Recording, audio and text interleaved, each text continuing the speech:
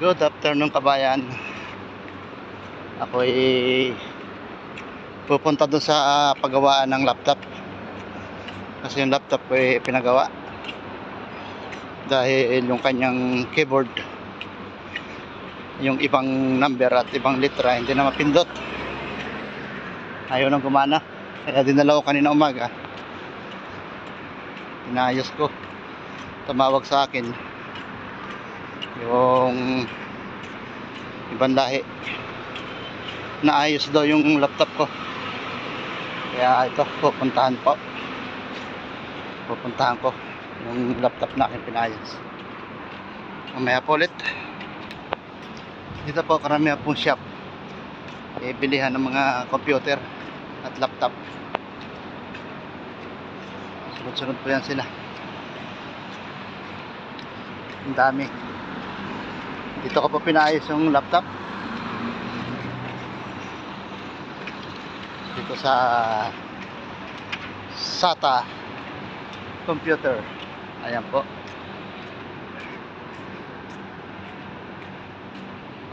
Sa loob. Ito yung laptop na aking pinagawa. Diba? First naman, no?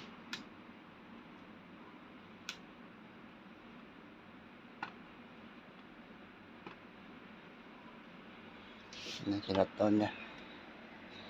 Ito ko pinagawa. Yan po siya. Yo. Yan kabayan, nakuha ko na yung laptop na pinayos ko. Andito na sa aking bag sa likod. At mamaya titisingin ko doon sa kwarto.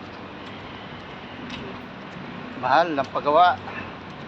Sinaltan kasi ng keyboard.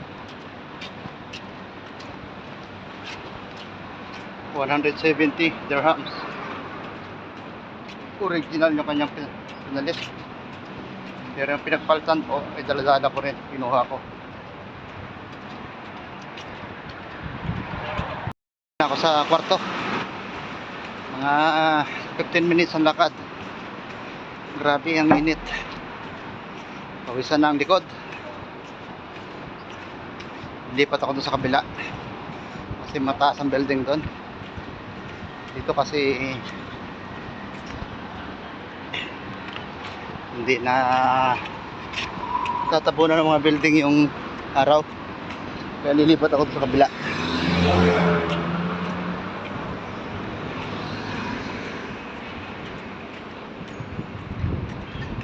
Ayan.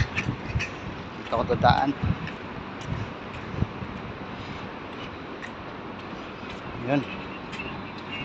Ginhawa. Nung nagpa-check up po si Lonibet Vlog, dito ko dinala.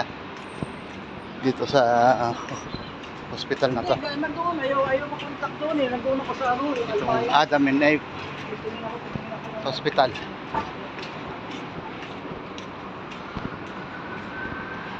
Mamaya po ulit ko ba yan?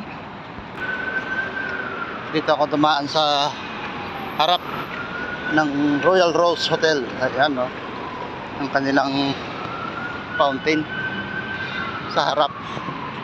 Maliit lang siya.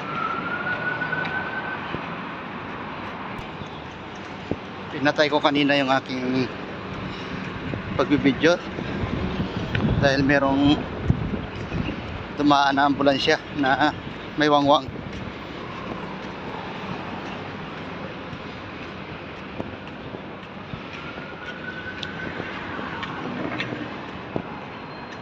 Pawisan na ang mangyan. Grabe, mag alas 12 na dito ng tanghali. Ito talaga yung buwan na napakatindyang init dito sa Abu Dhabi. Itong July at August.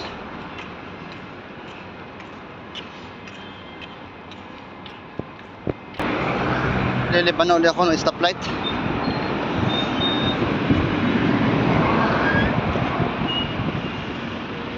Dito ako sa gitna.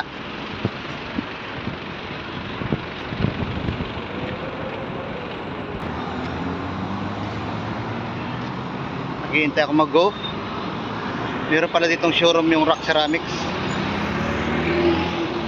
Yung dating pinagtatrabahoan ko sa Ras Al Khaimah.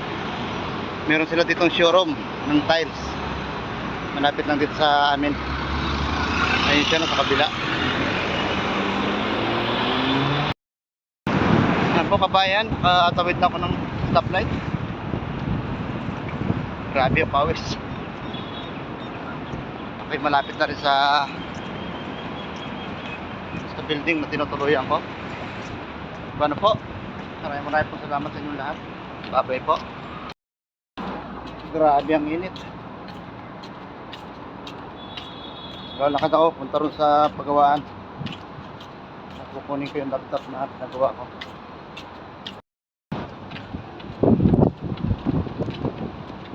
Ganda ng mga building. Dito ako tumasa sa kabila. Dahil malilom. Nakakabira ng basta sa building yung araw.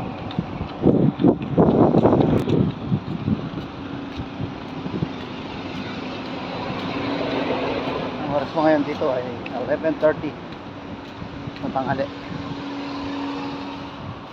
Hanggang dito na lang po kabayan. Salamat.